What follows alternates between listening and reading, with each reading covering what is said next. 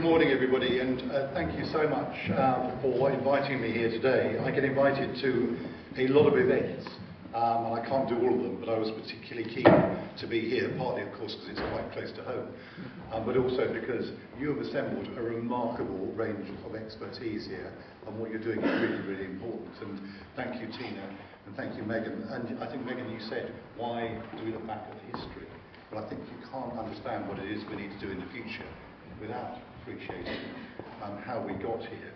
So I'm very aware of what you're doing here. I wasn't at the 2023 conference, but I remember hearing about it from a number of people and reading up on it and being very struck by what you're doing. It's very clear to me that you at Fenland SOIL are doing an excellent job in bringing people together and taking positive steps towards finding the kind of solutions we need to manage agricultural peats more sustainably. Now, as you know, I'm the Member of Parliament for Cambridge, so I live not very, very far away. And I think you cannot live in these parts of the world without being struck by the importance of the fens. But it's not only important for the region, and we heard about the importance in terms of the climate issues identified by the Combined Authority report a few years ago, but it actually has an impact on the nation as a whole, and it's that context really I'm here to speak to you today.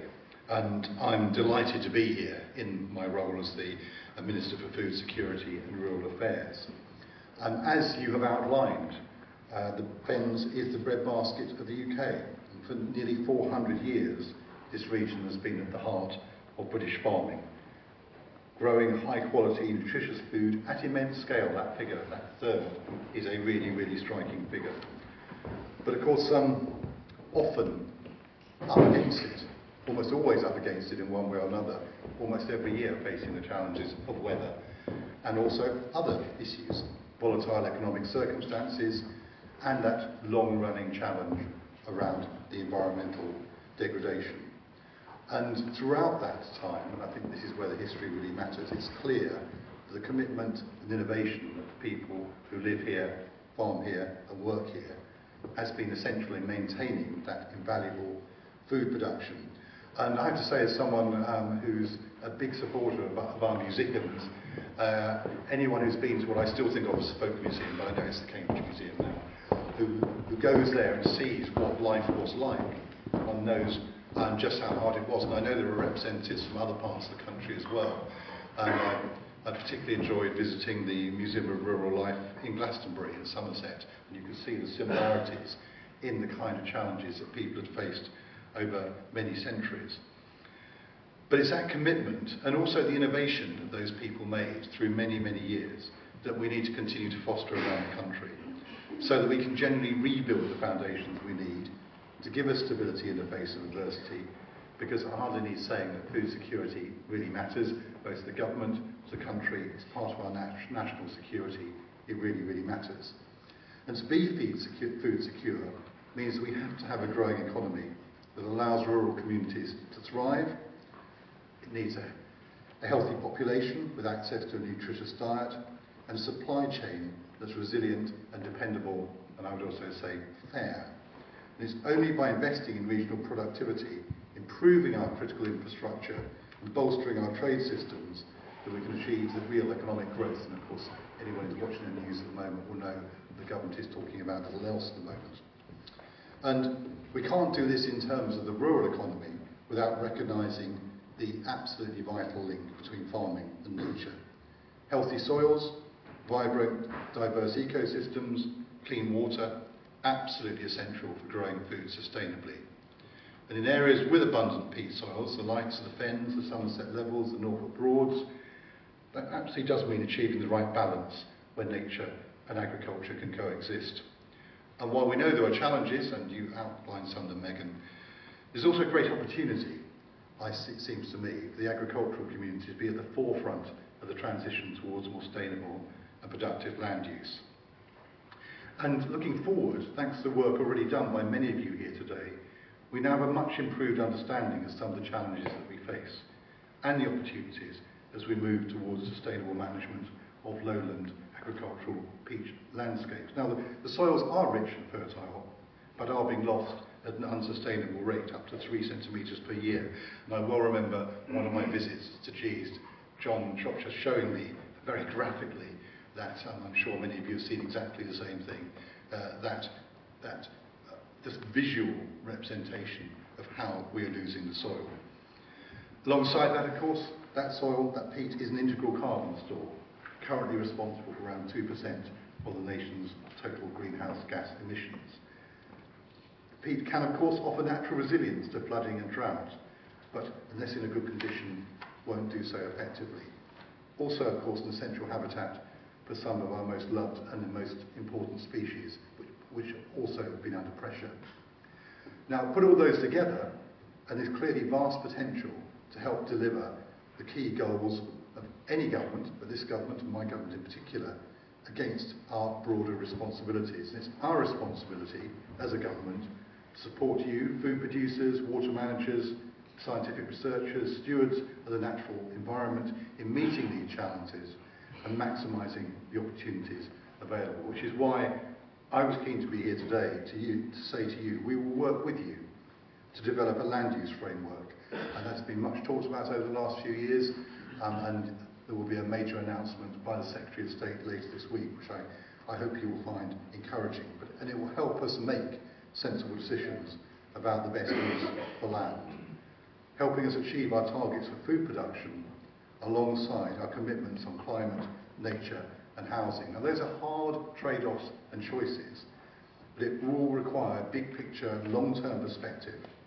In areas with peat soils, this will perhaps be even more critical considering the complexity of the landscape and approaches needed to manage it. Frankly, at the crux of the solution to managing our peat sustainably is water. As you know, peat soils are healthiest with higher water tables, and preserving their long-term productivity for growing food, reducing soil degradation and locking in carbon. And draining the land for agricultural production, as you pointed out, Megan, hasn't come without cost and, of course, controversy in the past. But alongside it, subsidence of the land, habitat loss, significant greenhouse gas emissions are all now commonplace, with, of course, many of the landscapes below sea level, at risk of flooding, putting pressure on roads and rail lines. I remember as a constituency MP a few years ago in that very hot weather period, which I'm sure some of you will remember, complaining to the rail companies about just why it seemed so difficult for them to keep their services running. And one of their explanations was, in this part of the world, it was particularly difficult because they were dealing with what was underneath the tracks, essentially, which was moving. And that was a particular challenge. So this matters in so many ways to so many people. And alongside that, we need to keep food production going because it's absolutely essential. So for our peat soils to continue to support food production, provide resilience to climate change and sustain wildlife populations, it's essential we pursue a more sustainable approach to management. And that means an integrated, holistic control of water that holds the needs of our fertile soils at its heart. And the role of the responsible authorities and other partners in the water industry is therefore essential. And we will continue to work closely with them to develop a path forwards. We're already working with the internal drainage boards with a £50 million investment this year as part of the one-off £75 million fund to support greater resilience for farmers and rural communities from the impacts of flooding. And people from outside this area are sometimes puzzled by internal drainage boards, I think. But I've had direct conversations with some of the people involved locally, and I know just how important that is for the future of this area. Now, I know many of you will have also benefited from the ongoing lowland agricultural peat projects. And in some of these cases, people wonder, it's a new government, do things change? Well, actually, there's a lot of continuity here. And the work that was started by the previous government, I'm very, very happy that we continue with. Because those projects have been critical in building momentum and ambition across the sector. And I'm well aware of the progress that's being made towards understanding and planning for a future where water is managed to extend the life of these vital peat soils. And boosted by broader support, I'm confident that projects such as these can continue to deliver real benefit. And I look forward to seeing how they progress, and I look forward to working with you in the years to come in seeing how we can continue to progress them, because I genuinely believe they're really, really important. And as we face new challenges and embark upon a necessary transition towards more sustainable management of land, it will become increasingly important that we all work together. And I can see from the very wide range of people you've got here today, and I have to say I'm very impressed by the programme you've put together. It really is an assembly of very impressive people, that you are in a very good place to share ideas, listen to each other, and work together towards new solutions, because it's only going to be through collaboration that we're going to make that progress, whether it's neighbouring farmers planning how to manage their water together, research groups developing new evidence, or the government sharing best practice internationally. It's that collaboration that's going to ensure that peat soils can deliver for farming and the environment. As a government, we're developing what we're calling a farming roadmap. We're very happy to work with farmers and land managers to establish the most forward-looking plan for farming this country has ever had, setting out a vision that will enable viable and profitable food production alongside nature restoration long into the future. Now, I'm very well aware that such a transition, which to be fair has already been embarked upon but is continuing, does bring uncertainty, particularly as tradition and culture are such an integral part of the farming identity. And I'm also well aware that there is profound unhappiness at the moment in the sector, particularly around the tax changes. But I'm very confident that as we look to this bigger picture, we can look forward, and this community, I know, based on the history, will have the drive and ambition to move us forward, as it always has. Now, it would be vital to continue to experiment, to back early innovators, to explore new techniques and test them in the field.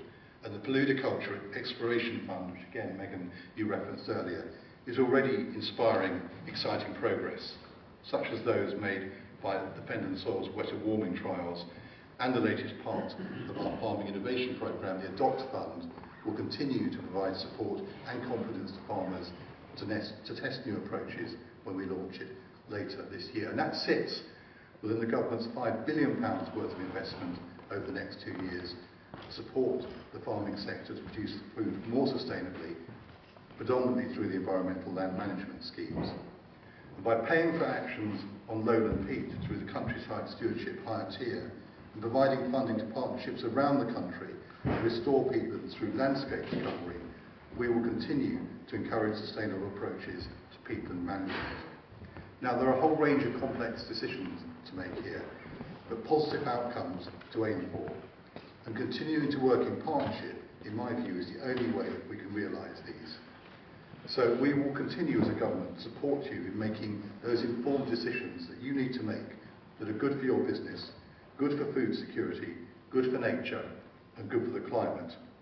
New approaches to farming on England's lowland peat soils are integral to this country's future. And I very much look forward to seeing the progress we can make together. Thank you very much.